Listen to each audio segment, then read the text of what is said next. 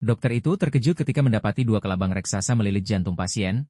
Menghadapi kejadian yang belum pernah terjadi sebelumnya dalam sejarah medis ini, para dokter sama sekali tidak berdaya, maka seorang ahli yang berwenang pun diundang ke ruang operasi. Setelah melihat situasi tersebut, ahli tersebut juga bingung dan memutuskan untuk mencobanya dengan pisau benda terlebih dahulu. Namun melihat kaki-kaki yang menyebab di sekitar, ia akhirnya mengurungkan niatnya. Meskipun kelabang itu dibunuh, kaki-kaki di jantungnya tidak bisa dicabut dan pasien akan tetap mati. Saat ini cara untuk menyelamatkan nyawanya adalah dengan membiarkan kelabang itu pergi sendiri.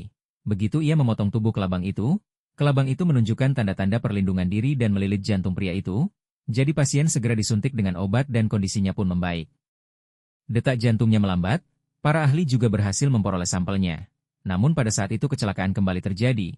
Mereka terkejut ketika mendapati parasit kelabang telah menyebar ke dalam infus. Kecepatan penyebarannya membuat para ahli mulai panik karena itu berarti tidak banyak waktu tersisa. Sehingga ahli mempercepat analisis, tapi hasilnya di luar dugaannya.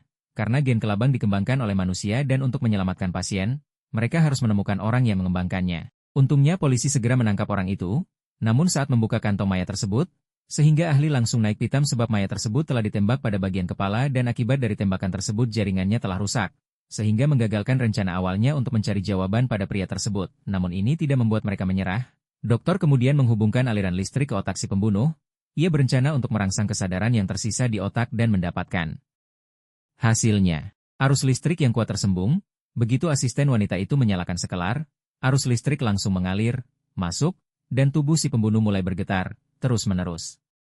Tapi jelas bahwa percobaan itu gagal dan tampaknya satu-satunya pilihan yang tersisa adalah menggunakan metode yang paling berbahaya.